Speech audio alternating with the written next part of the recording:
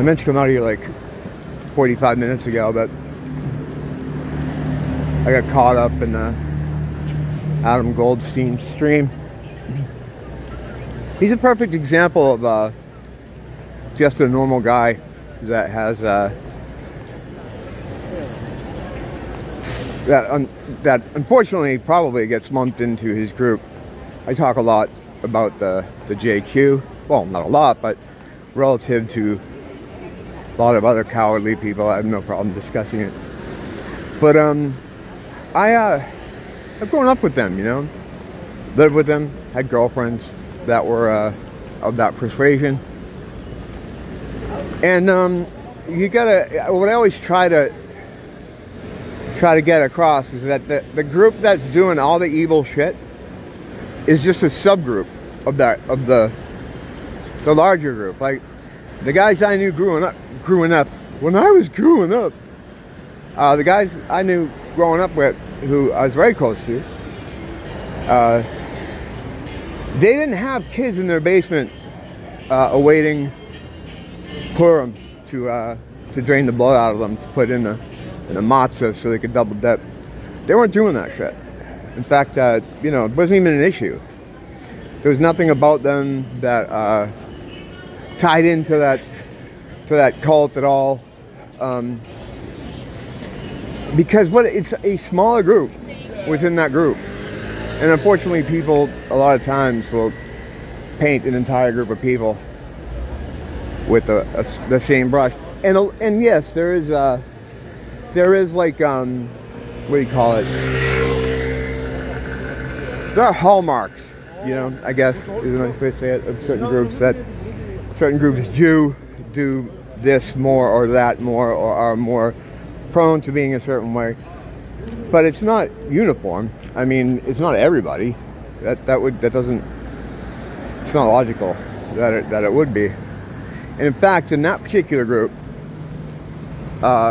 when the time comes, they will throw a large portion of their people under the bus, specifically the 2 bus, which goes down to Chinatown. Yeah, they'll throw them under the bus. In fact, I've only learned kind of recently from people that are more knowledgeable about this end times thing that they're pushing, because they're trying to recreate the end times at the behest of some rabbis who are becoming very impatient. They want to see their Messiah return, and their Messiah is bad news for us because he's not our Messiah. So they want to bring him back, so they're kind of forcing a lot of this stuff. One of the next big phases, from what I understand, of their push toward recreating the environment of Revelation is sacrificing a large amount of their people, like a large number, which ties into the idea of Holocaust, which is burnt offering, sacrifice. So the people that would be given up would fucking be my friends. It would be Adam Goldstein. It would be guys that don't have anything to do with the wicked machinations of the group within the group. And that sucks, man. That sucks. You know, they'll get thrown under the bus, under the number 2 or the pedo bus. This is the pedo bus up here. It's covered with those pedophile symbols, those swirls. You see that a lot around here. You know, they can't communicate through regular means to maintain secrecy, so they just use symbolism, which people don't really understand, and they don't know a lot about or how to read. So it's the perfect way to send messages to each other, notes to each other. Okay, this is the boss we're supposed to tag to meet whoever. This is the drop-off point in Long's, right where the swirl chair is. Until I put it on my Instagram and they covered it up, but after a while they put a new swirl chair there because the creeps are probably like, "Where's the swirl chair?" No, I don't think Long's is monitoring my Instagram. You never know. I'm taking anything off the table. But yeah, it's always good to remember before you just, before people. It's the Jews. It's some of the Jews. It's not all the Jews. It's just like all oh, this kind of person isn't responsible for so much crime. There's a certain group within the group that are. There's always outliers, man. And yeah, it's usually the smaller the smaller portion of whatever particular population you're talking about. It's always usually the minority, but these people still exist, and they don't deserve to be thrown under the number 2 bus going to Chinatown, or the pedal bus. You know what I'm saying? I don't know. But anyway, do I get into the Bill Collins thing now? No, I'm not going to do that. I'll do that in a minute. I'll do that in a separate video, because I'm trying to keep these short, or relatively short.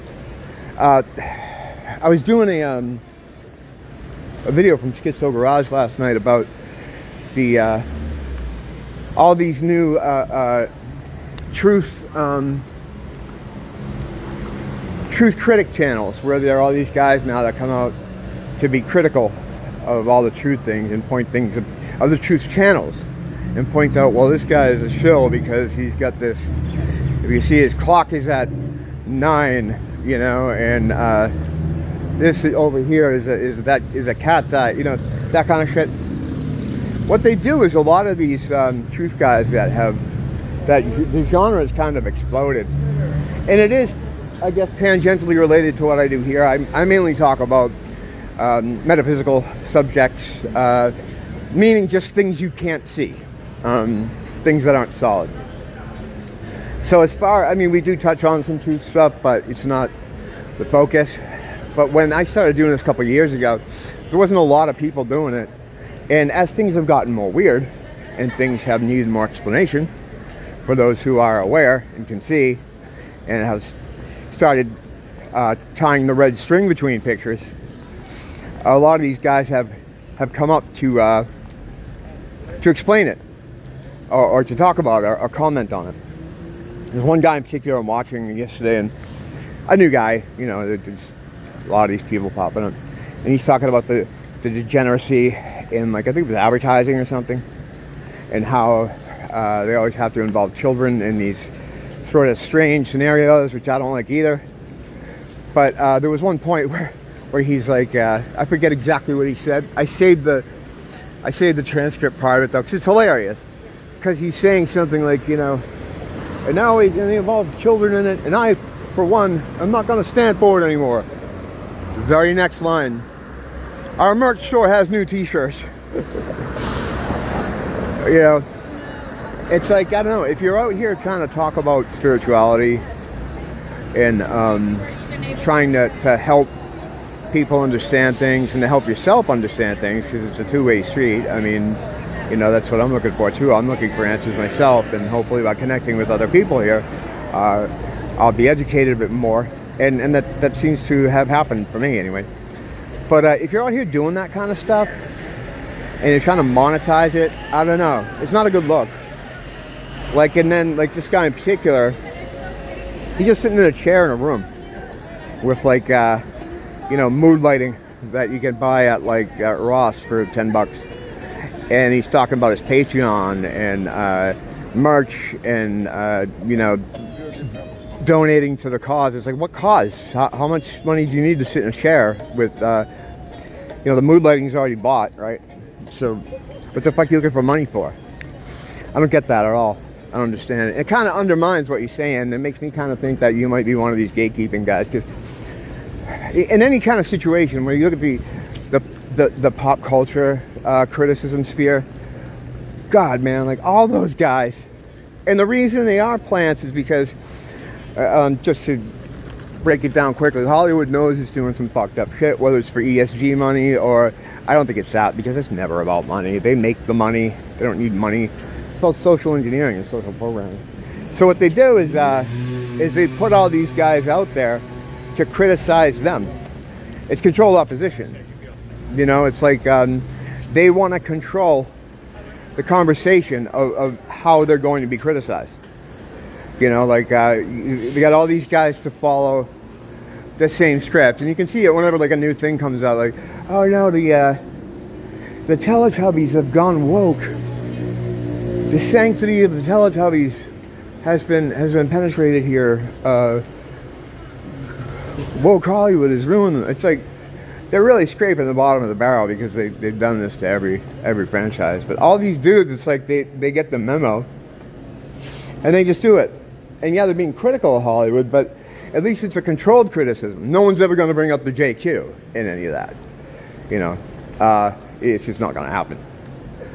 So by putting their guys in, giving them all the traffic, people who would have an interest in just needing someone to vent through or to enjoy hearing someone vent about something that they also feel bad about, they're going to go to them because they're the ones being promoted. And people don't need 5 or 6 channels like that. They need like 1 or 2. So those guys got them covered. In the same way, the truth or in a lot of lately, it seems like there's a lot more spiritual war people out there. It's the same thing. Okay, we're gonna put our guys up there. They're gonna get the traffic, and they're not gonna talk about the JQ. They're not gonna talk about mandates, and they're not gonna talk about the UN. There's just certain things they're not gonna talk about because they can't.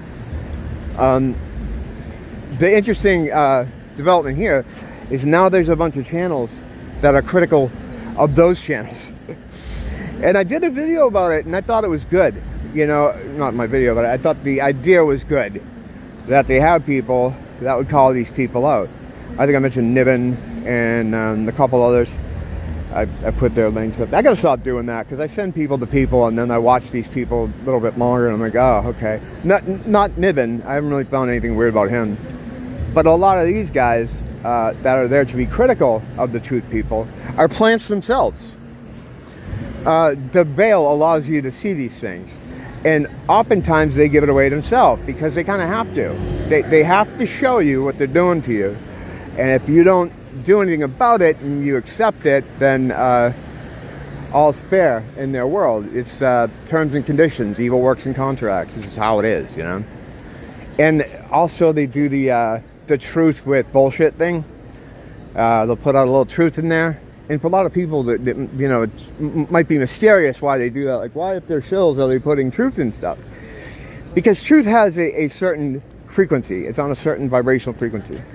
And even if you don't know it in your front brain, you're experiencing it somewhere. When you hear someone talking to you, sometimes you get that inkling like, oh, this guy's telling the truth. Same way it works if you think someone's, you know, lying to you. And the reason that is because you're not recognizing the word, you're recognizing the frequency it's on.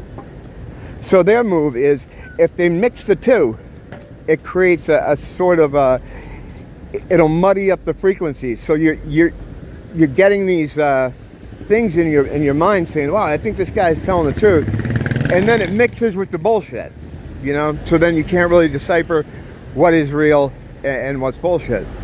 It's just a tactic they use. They always use the same stuff, like all of them.